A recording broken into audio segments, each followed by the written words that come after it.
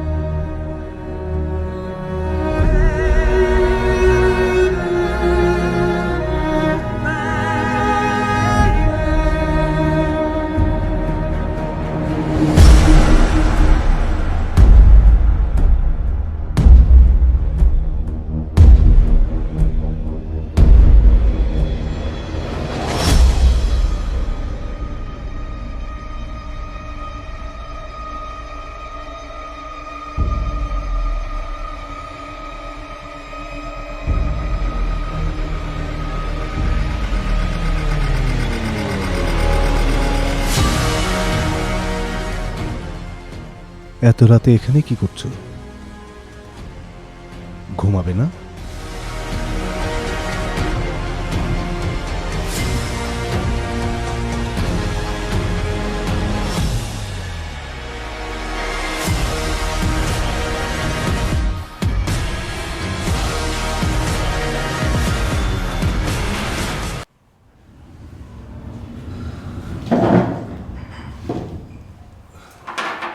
তোরা দুজন অফিস চলে যাস, ঘরে কি আছে কি রান্ধুম এগুলো তোরা একটু দেখবি না? যা আছে একটা কিছু রান্না করো তোমার।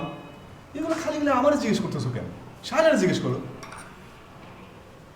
শাইলা, শাইলা তুমি আজকেও কি অফিস যাবে না? আমার হচ্ছে যত জ্বালা, তোরে কিছু কোয়া যায় না, শাইলারে কইলে শাইলা কিছু শুনে না। যে এটা ভালো হয় একটা কিছু করো না। আচ্ছা ঠিক আছে, অফিস থেকে আসার সময় আমি বাজার নিয়ে আসবো। শাইলা, এই আমি অফিস যাচ্ছি, আমার দেরি হয়ে যাচ্ছে।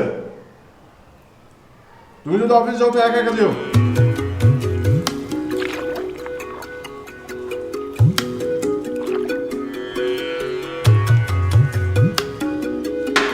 খাওয়াটা সময় নেই।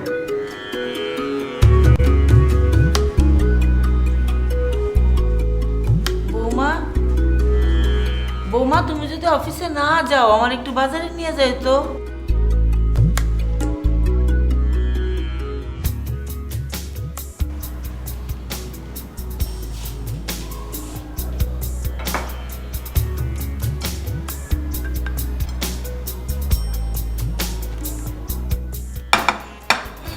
তুমি খাবো না? মা আমি পরে খাবো, আপনি খান। কেন, কি হয়েছে? কিছু হয়নি তো মা, আমার ক্ষুধা লাগে নাই, আপনি খান তো। বৌমা, কাঞ্চনের সাথে তোমার কিছু হয়েছে? না মা, আপনার ছেলের সাথে আমার কিছুই হয় নাই। কিছু তো একটা হয়েছে। তুমি অফিস যাইতেছো না, কদিন ধরে দেখতেছি তোমার চোখ মুখ শুকনা, ঠিক মতো কথা কইতেছো না, কি জানি একটা ভাবো। সত্যি করে কও তো, কাঞ্চন কি তোমার সাথে ঠিক মতো চলে না? মা ওর সাথে আমার কোনো সমস্যা নাই, আপনি খান, আমি পরে খাবো।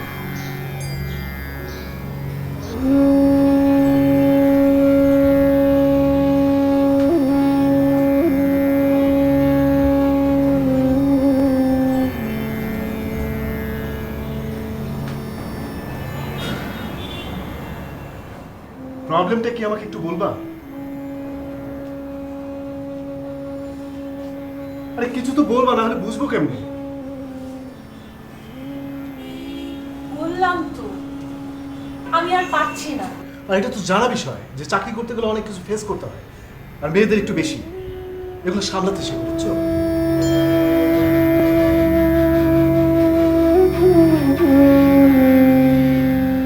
এটা ধরা বলে না আক্রান্ত হওয়া বলে। এত প্যাচ দিয়ে কথা বলো না তো। তোমার ডিসিশনটা কি সেটা আমাকে বলো। আমি সেখানে আর কাজ করতে পারবো না। একটা সফিস্টিকেটেড বদমাইশের আন্ডারে আমি কাজ করতে পারবো না। দেখো শায়লা, সফিস্টিকেটেড বদমাইশ কোথায় নাই বলো। চলাফেরা একটু টেকনিক্যাল হতে শেখো, বুঝছো? এটা কি তুমি আমাকে বোঝাচ্ছ না নিজেকে বোঝাচ্ছ? এত কথা জানো আর টেকনিক্যাল হতে জানো না। চাকরিটা চলে গেলে কি হবে বুঝছো? হ্যাঁ, এত বড় একটা লোনের বোঝা আমাদের মাথার উপরে, সেটা তোমার মাথায় আসে? এগুলো তো তোমার মাথায় কখনো আসে না। যত সব ফালতু কথা।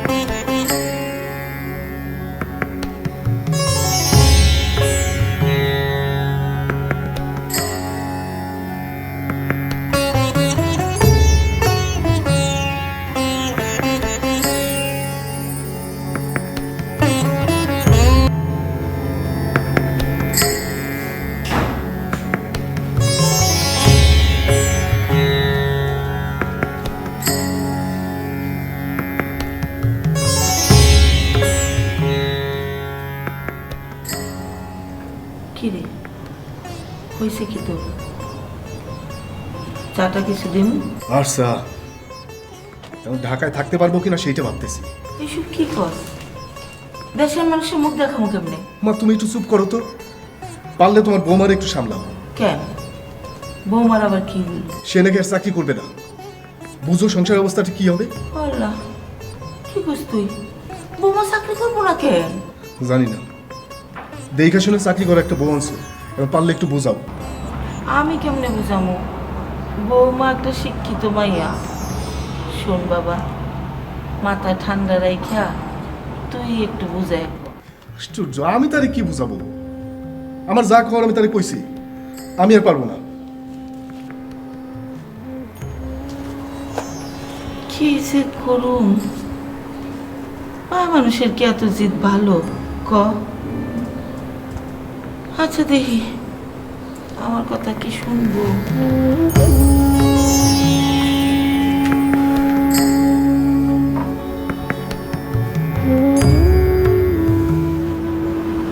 চাটা কিছু খাইবা না মা? কাঞ্চনা বয়ে দিছে। তোমার কি শরীর খারাপ? না মা, আপনি চা খেয়েছেন?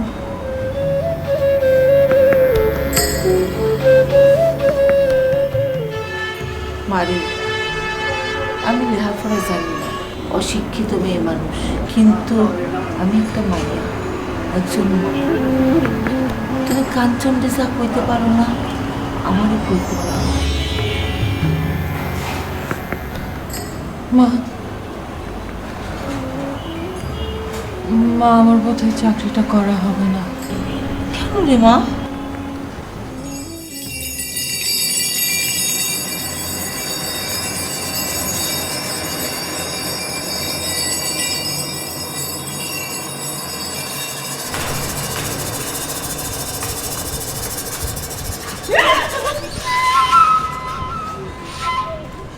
কি ব্যাপার দাদা, কোনো সমস্যা?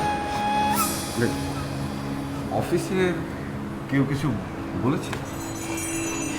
স্যার, সমস্যা যে আপনি সেটা তো খুব ভালো করে জানেন, এটা আপনিও জানেন, অফিসে সবাই জানে।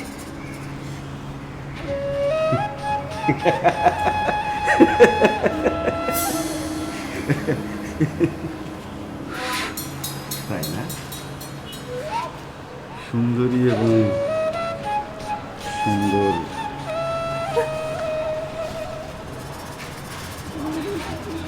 দুটো একসাথে পেলে কি ভয়ঙ্কর হতে পারে জানো? স্যার, বয়স এবং সম্পর্ক কোনোটাই কিন্তু আপনার সাথে আমার যায় না। এরকম ফালতু কথা বলবেন না প্লিজ। বয়স সে তো কোনো ব্যাপার না, কিন্তু সম্পর্ক সে তো। শালা দেখো, না দেখার লোকজনের সাথে আমাকে অপদস্থ করার চেষ্টা করবো। স্যার আপনি খুব ভালো করে জানেন আমি এরকম না স্যার। আমি খুব সাধারণ জীবন যাপন করতে চাই স্যার। হ্যাঁ, একদম ঠিক স্যারা। আমি সেজন্যই তোমাকে এত পছন্দ করি।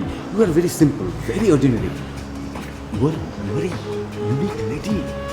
I like really I like you. Sir আপনি এত নির্লজ্জ কেন? ডোন্ট টাচ মি, আমি বলেছি না স্যার, আমাকে টাচ করবেন না। স্যারা একটু মানে অন্যের লজ্জা ভাঙতে হলে তো কাউকে না কাউকে তো নির্লজ্জ হতেই হয়, তাই না?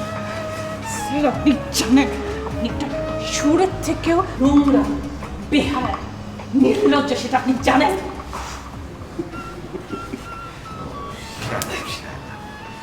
আমি ফিউচার ওয়ে টু হ্যাভেন এভাবে বলতে হয় না। জাস্ট কুল জাস্ট কুল।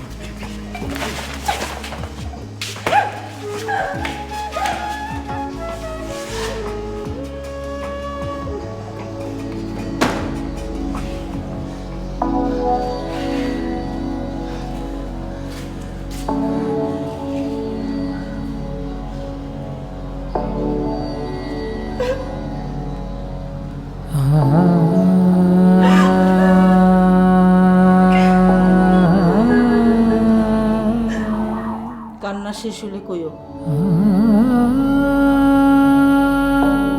ভাবলার মতো তাকায় থাইকো না। ফ্যাসফ্যাসানি আমি একদম পছন্দ করি না। ডাকলে আইসো।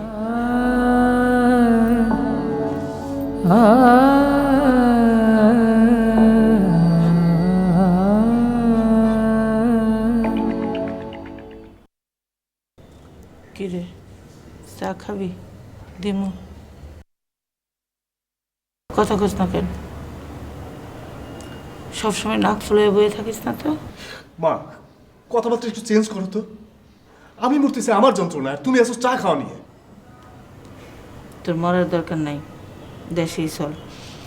ওই জায়গায় তোর ঠিক জায়গা। মা, কি বলতেছো তুমি? বুঝছি, শাইলাই তোমার মাথা ওয়াশ করে দিছে না? তুই যে এত বলদ আমি কোনোদিন বুঝতে পারি নাই।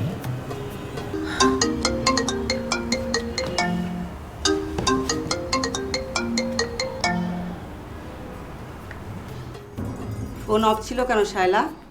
হানিমুনে গিয়েছিলে বুঝি? শোনো, অফিসের কিছু রুলস আছে, আর সেটা মেনেই সবাইকে চাকরি করতে হয়। বাবা আমি চাকরিটা আর করবো না।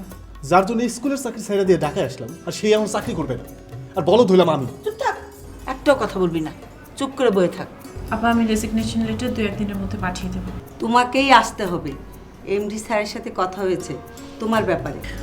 আপা আমি ওই অফিসে আর যাব না, আমি কখনো যাব না। কেন? ওই শেয়ারটার জন্যে? শায়লা, সব কিছু চেপে রাখতে হয় না, ফোনটা রেখো না। তাহলে কিন্তু আমাকেই আসতে হবে তোমার বাসায়। প্লিজ ফোনটা রেখো না, আমাকে এই কষ্টটা দিও না। অফিসে কি সবাই জেনে গেছে? জানিনি, দেখেছে। অসাধারণ তুনো।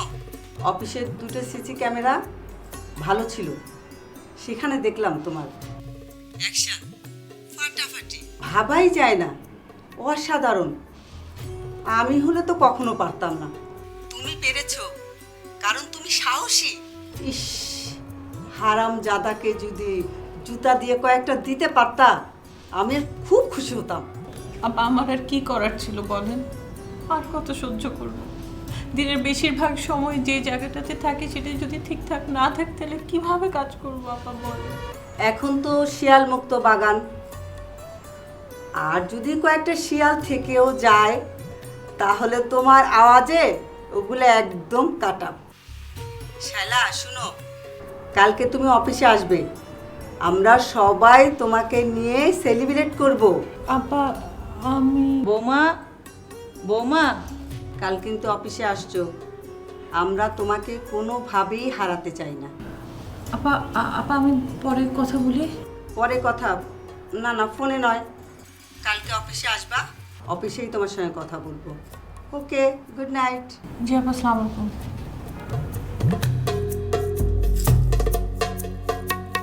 বৌমা,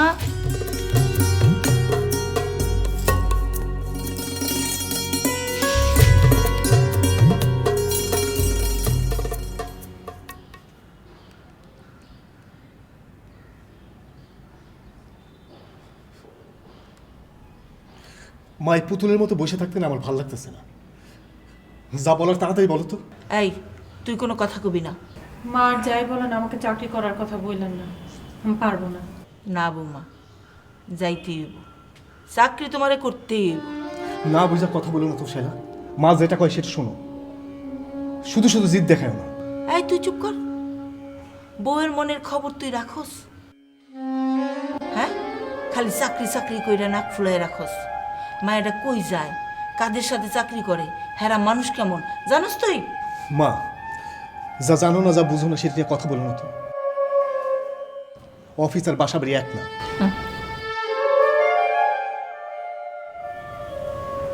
শোনো বৌমা, 30 বছর আগে কাঞ্চনের বাপ মারা গেছে।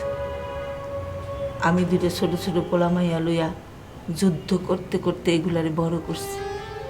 মায়া মানুষের যুদ্ধ একলাই করতে হয়, ঘরে বাইরে সব জায়গায়। এইসবেরও বুঝবো না কিছুই।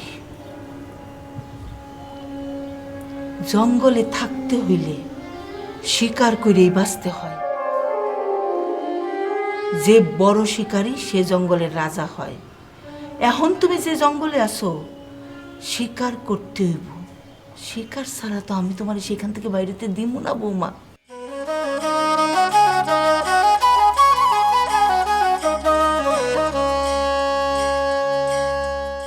মা আমাকে মাফ করে দিয়েন। আমি ভুলে গেছিলাম যে আমার মা এখন বেঁচে আছে। আমি চাকরি করব। মা, আমি কালকে অফিসে যাব।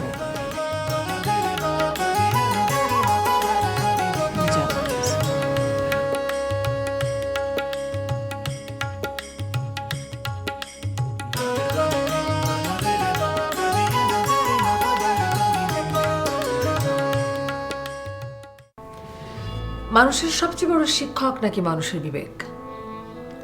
কিন্তু যদি শিক্ষার অভাব থাকে, সামাজিক, প্রাকৃতিক, ভূতাত্ত্বিক এবং সকল রকম বৈষম্যের মাঝে এই শিক্ষার অভাবের কারণে মানুষ হয়তো অনেক সময় বিবেকের উপস্থিতিই টের পায় না। আর পুরুষ শাসিত বিশ্বে, পুরুষ শাসিত সমাজে পুরুষ নিজের অবস্থানকে অনেক সময় হয়তো পরিষ্কার করে দেখতেও পান না। সেক্ষেত্রে এই পরিস্থিতির সবচেয়ে বড় শিকার হন আসলে নারী। তিনি সুরক্ষিত থাকেন আর অরক্ষিত থাকেন। আমাদের যেখানে হাতে হাত মিলে চলার কথা, যত দিন যাচ্ছে আমরা যাতে হাতের সাথে হাতের স্পর্শ না লাগে সেরকম একটি পরিস্থিতির দিকে এগিয়ে যাচ্ছি। আমরা কি একটু ভাববো আমাদের বিবেকের কথা? আশা করি আমাদের সাথে যোগাযোগ করবেন। আজকে আসলে এই পর্যন্তই। আর যোগাযোগ করবার জন্যই কিন্তু ইমেল অ্যাড্রেসটি যাচ্ছে, আপনাদের সাথে যোগাযোগ হবে। ততক্ষণ পর্যন্ত ভালো থাকবেন, আলোকিত থাকবেন।